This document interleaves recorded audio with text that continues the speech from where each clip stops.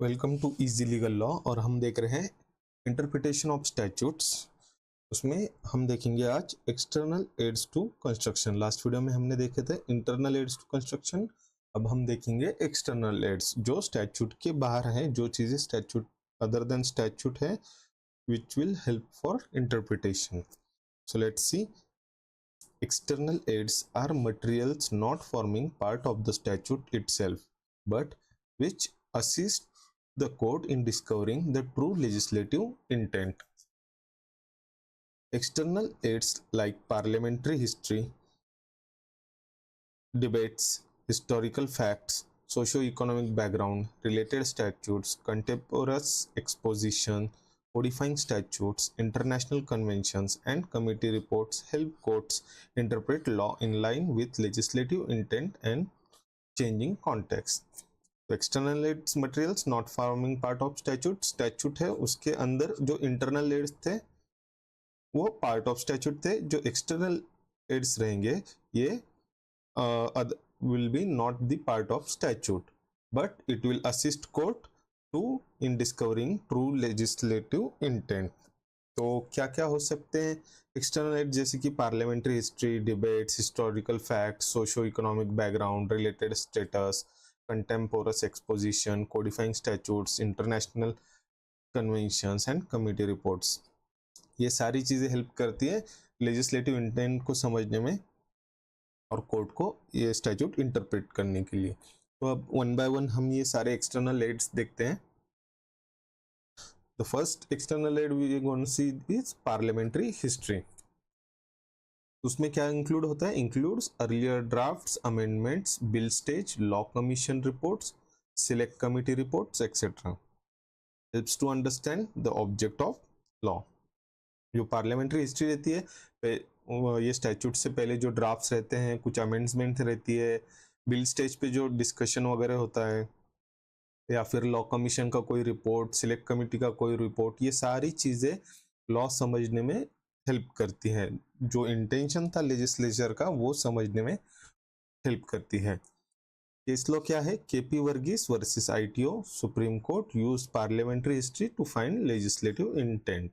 इस case law में supreme court ने पार्लियामेंट्री हिस्ट्री देखी थी, लेजिस्लेशन का जो इंटेंशन है उस स्टैट्यूट के पीछे वो चेक करने के लिए। Next external aid is debate and proceeding of legislature. Speeches made during parliamentary debates में throw light on the intention. जो डिबेट्स होते हैं कोई भी बिल पास करने से पहले उसे लोअर हाउस में रखा जाता है, फिर अपर हाउस में, तो उस वक्त उस पर डिबेट होते हैं, तो हर कोई अपना व्यू बताता है, how it is good, how it is bad.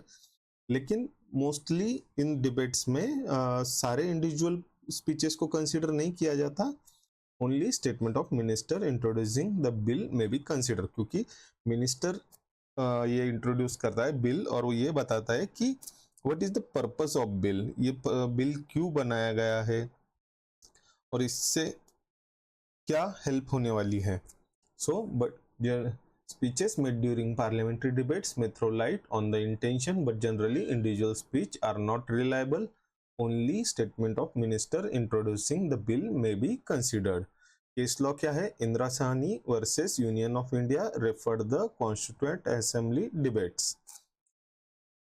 State of Travancore Cochin versus Bombay corporation debates may be looked at but with caution. तो डिबेट्स देख, इस केस लॉ में क्या प्रेसिडेंट दिया था कि डिबेट्स को देखा जा सकता है लेकिन थोड़ा कॉशन रखकर। Next internal aid is historical facts and surrounding circumstances. Law must be understood in the historical background in which it was enacted, including mischief existing before enactment, linked to mischief rule. तो जो historical background है law का, कि क्या जरूरत थी, how it evolve and all, ये सारी चीजें इंटरप्रिटेशन के वक्त देखनी पड़ती है। तो अगर उसमें कुछ मिस्चिफ था, कुछ डिफॉल्ट था, कुछ फॉल्ट था, या कुछ प्रॉब्लम था अगर लॉ में, तो क्या था वो और उसको कैसे रिकवर किया गया और उसको कैसे रिप्लेस किया गया, ये सारी चीजें कंसिडर करनी पड़ती है historical facts and surrounding circumstances में case law, Bengal community versus state of Bihar relied on, इस केस में हिस्टोरिकल बैकग्राउंड को देखा गया था। Kesavananda Bharati versus state of Kerala consider constitutional history, ये बहुत ही इंपॉर्टेंट केस लॉ है। ये कॉन्स्टिट्यूशन का जो बेसिक स्ट्रक्चर है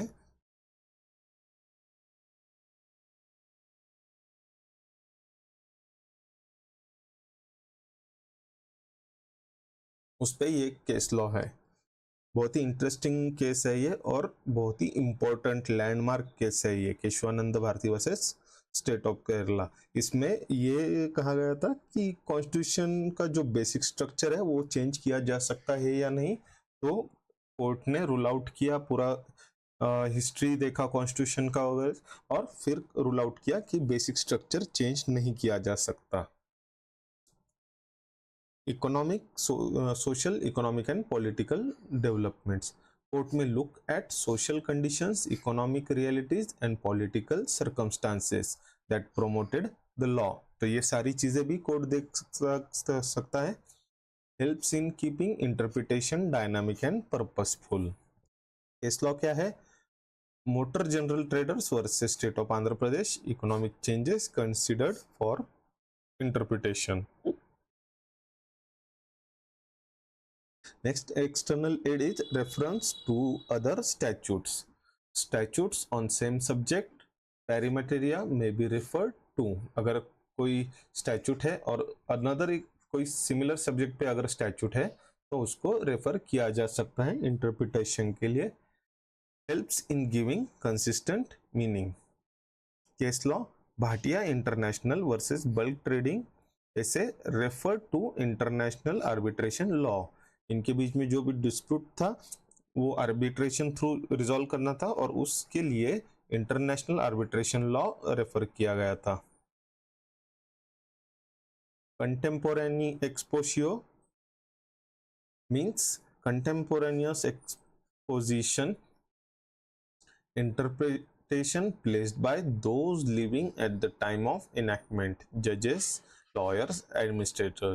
अगर कोई स्टैच्यूट है और उसका इंटरप्रिटेशन पे थोड़ा डिस्प्यूट हुआ हो, शायद कुछ ये हुआ, तो अगर किसी जज, लॉयर या एडमिनिस्ट्रेटर ने उसको इंटरप्रेट किया गया है, कर रखा है, तो जब उसका इंटरप्रिटेशन हुआ था और उन्होंने वो इंटरप्रिटेशन किया है तो it would be followed in further proceedings. Long accepted practice may guide interpretation.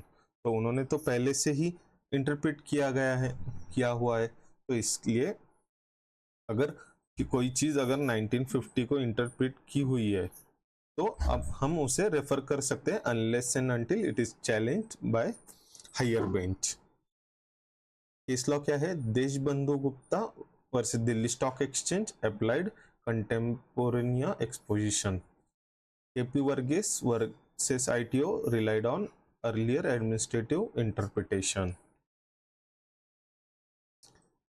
Other external aids, codifying and consolidating statutes. Codifying का मतलब अगर एक ही इसमें सारे लॉस को कोडिफाई करना, मतलब लिख कर रखना प्रॉपर वे में, और कंसोलिडेटिंग मतलब अगर कोई पुराने स्टैच्यूट थे ये सारे स्टैच्यूट एक साथ मिलाकर एक सेपरेट स्टैच्यू बनाना, तो इसको कहते हैं consolidating. When statutes are codifying और consolidating, courts may look at common law background, previous enactments, consolidated. तो when statutes are codifying, restating laws, और consolidating bringing scattered law into one. Consolidating मतलब restating, मतलब इसमें स्टेटमेंट थ्रू वगैरह वो बना रहे हो, या कंसोलिडेटिंग मतलब अगर कोई स्कैटर्ड लॉ है, दो चार स्टैच्यूट है, दो तीन स्टैच्यूट, अगर उनको साथ में मिलाकर अगर एक स्टैच्यूट बना रहे तो ये भी एक्सटर्नल एड की तरह हेल्प कर सकता है इंटरप्रिटेशन के लिए। केस लॉ क्या है? Bhim Singh versus union of India, codifying statutes must be read in context of existing law. International conventions, Where statute is based on an international treaty convention, courts may use convention as an aid. अगर international कोई treaty है, international convention है जहाँ पे बहुत सारे discussion हुए हैं, उस ट्रीटीज में इंटेंशन पता चलता है क्यों ये ट्रीटी बनाई गई थी या क्यों ये लॉ बनाया गया था, specially relevant in human rights, trade, environment. अब ह्यूमन राइट्स, ट्रेड, एनवायरनमेंट के बहुत सारे इंटरनेशनल ट्रीटी और कन्वेंशंस है। They could be referred as external aid for interpretation of statute. Case law gramophone co versus Birendra Bahadur Pandey. International convention can be looked at Vishakha versus state of Rajasthan, relied on CEDAW convention for gender justice. ये Vishakha versus state of Rajasthan important case है। इस case में Vishakha guidelines दिए गए थे। This is for safety of working women in office.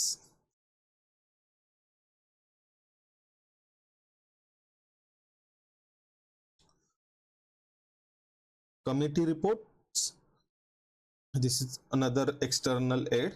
Reports of law commission, expert committees, commission of inquiry may be used to understand mischief of law. तो अगर कोई law commission की रिपोर्ट है, expert committee की report है या commission inquiry की report है तो वो भी यूज किए जा सकते हैं to interpret the statute. Case law R v secretary of state for transport ex parte Factortame committee reports were referred in this case. In India, many Supreme Court cases rely on law commission report. अगर कहीं पे कुछ dispute हुआ हो या फिर कोई issue होगा तो एक कमेटी अपॉइंट की जाती है या फिर लॉ कमीशन अपॉइंट किया जाता है और उसके रिपोर्ट पे बहुत बार सुप्रीम कोर्ट भी रिलाई करता है। That was all for today. See you in next video. Till then, like, share, subscribe. Thank you.